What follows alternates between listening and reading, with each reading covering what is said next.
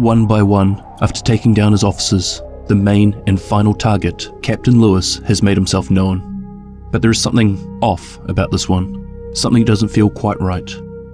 Regardless, based on what his lieutenants have been up to, he needs to be taken down.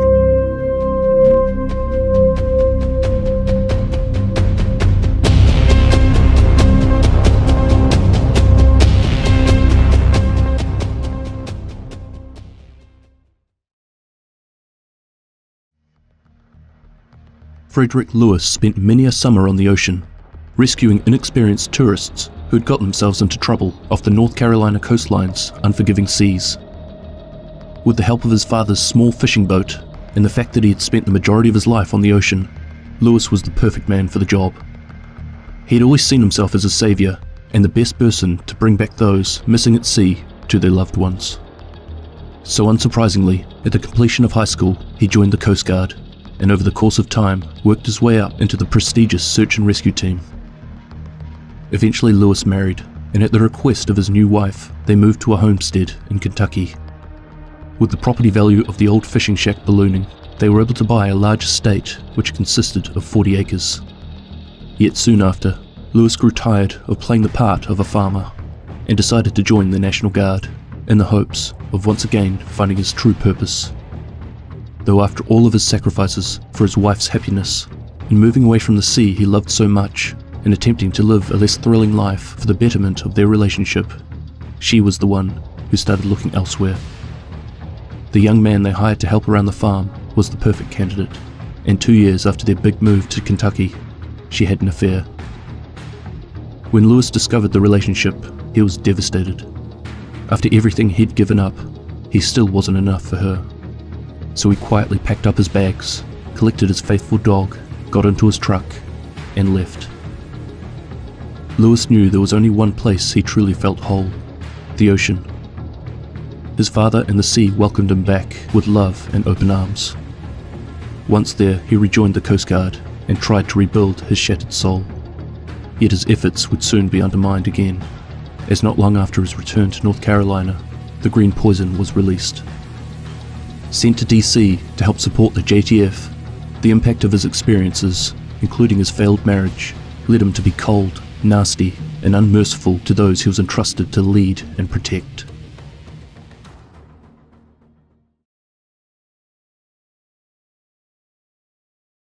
Captain Lewis, we ready for homecoming? Just a few things to take care of here and I'll be on my way. Advance team is already on location. Lieutenant Chang's delivered and we have more than enough supplies for the party. That's great news. When Major Castillo got to DC, he recorded some very emotional reports. We decided to make some of them public. No greater recruiting tool than a civilian who found purpose with the true sons. Careful, Captain. You keep delivering work this good, I might think you're after my job. Not to worry, General. I hate the office politics. Working with the team, that's where I belong. Making sure the trains run smoothly and we all come back safe. That's where I know I can be of service. Leadership support roles and infrastructure. That's the work that fuels me. We need people like you, Captain. That's the thing about the division. A bunch of lone wolves with no real infrastructure and alliances. They were set up to fail. Hire a bunch of specialists, train them to use another to solve their problems. This is what you get. You can't depend on someone and build trust if you only talk to them when you need something. People like that are unwilling to acknowledge their shortcomings or ask for help until they're already in trouble. This is why I knew following you and Ridgway was the right call. He was proactive. He was willing to make the tough calls because he saw where the road was heading. And now that he's gone, we will finish the journey together and bring our cause to every state in the nation. Good luck in D.C. Captain Lewis checks in with General Anderson to give him an update on how his team has been going in DC. Everything is running according to plan, and he's ready to enact his part of the operation. But one thing is for certain, neither of them hold the division in particularly high regards, referring to them as a failed initiative, flawed from its inception. Status report. We are getting ready to take the network, but there have been some unexpected roadblocks. Increased instability in the power grid, surges and blackouts, some data anomalies, insecure comms, and increased brute force attacks. Some of my men are reporting that they have seen some odd lights and feel like they are being watched. I thought the stress was getting to them, but the reports are coming from all times of day and from folks I trust. Major XANDER is looking into it, but I don't know that our methods will yield the results we're looking for. Once in DC, unusual reports start flooding in. XANDER was set forth in order to find out what's going on, but Lewis doesn't expect her direct approach will provide the results they need. However, this doesn't matter for now. The target they've been hunting for has been found. Captain Lewis and his men set course and head there immediately. Lewis, what's your ETA?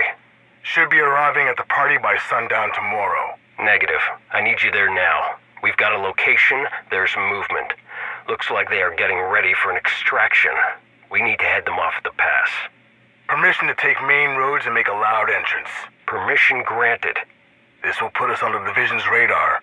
It was inevitable. Maybe this time they'll actually see what we've been up against. I hope you're right. Frankly, if they haven't figured out what's going on by now, I don't think they ever will. Lone wolves. They have no trust and no support network. You pull one pin and the entire communication chain breaks down. This is why we have contingencies. Send me the coordinates. I'll get my team there ASAP.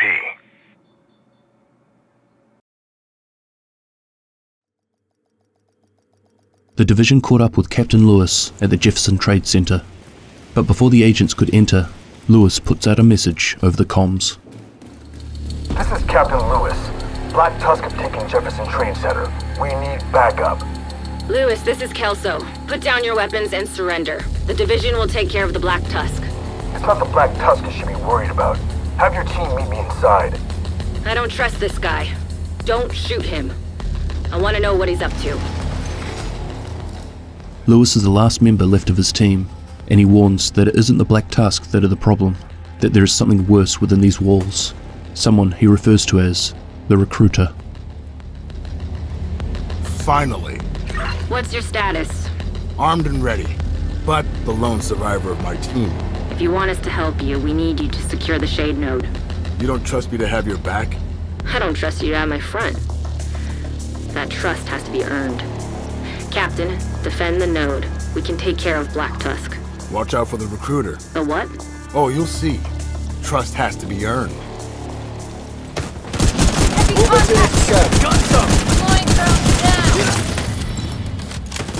While Kelso doesn't trust him, for now, the agents and Lewis will be teaming up against this new threat. Unknown network detected.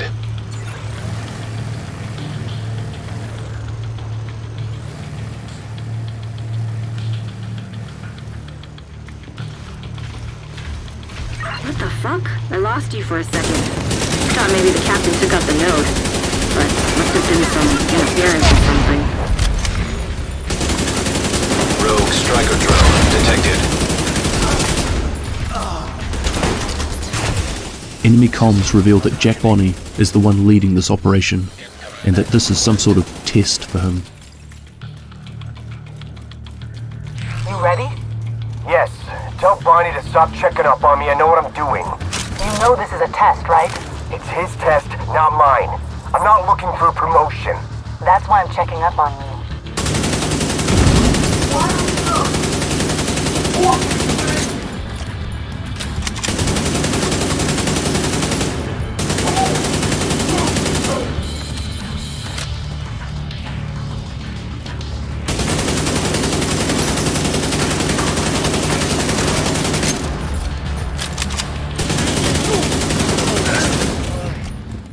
The agents catch up with Lewis outside of the SHD node, where he has secured the area, stopping the Black Tusk from once again taking down the SHD network. Agent Kelso, the True Sons have secured the entrance to the Shade Node. Your comms are secure. Thank you, Captain. No problem, Agent. True Sons know how to follow orders.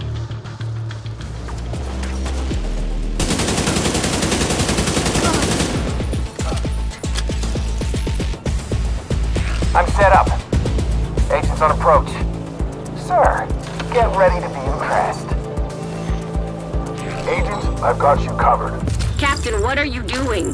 The rest of the facility is secure. I'm providing air support. We can't let Bonnie get away. What do you mean, air support? Hey, Agent, unless you need a powder shower, might want to leave your ass. What the fuck is wrong with you? Agent, I don't want you breathing that shit. Friendly fire my ass.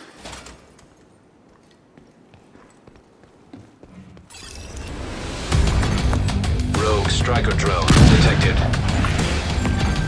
System malfunctioning. You're not the only one with air support.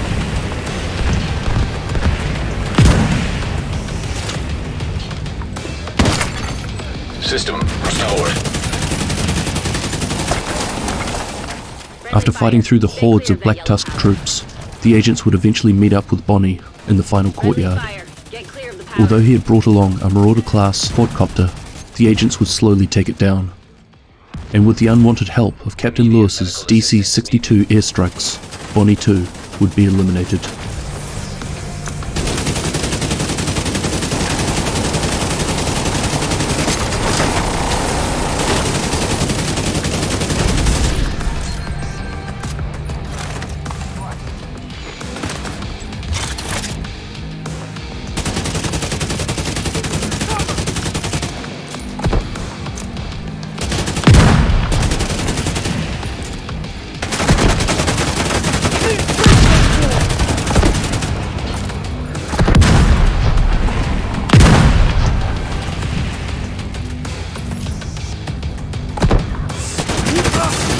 Identification confirmed. Agent Jack Bonnie. Status classified. Deceased. He was an agent? Classified? Bring me his watch. I've never seen that status before. What the fuck is going on here, Captain? You know nothing, Kelso? So, not friends. If you finally figure out what the hell we're really up against, you know where to find me. Knock it off with the yellow powder, or next time I'll have to kill you myself. Talk to your boy. You're gonna need our help. My boy? Who the fuck is my boy?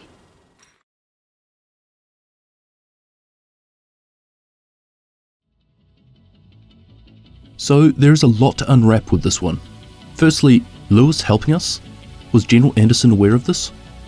Based on the last conversation we had with him at the end of the mission, they seem to know a lot more about what's going on than we do, which seems to be a reoccurring theme, to be fair. They certainly knew about the recruiter, which appears to be what they've been hunting down through this whole operation. Speaking of hunting, this recruiter was a hunter.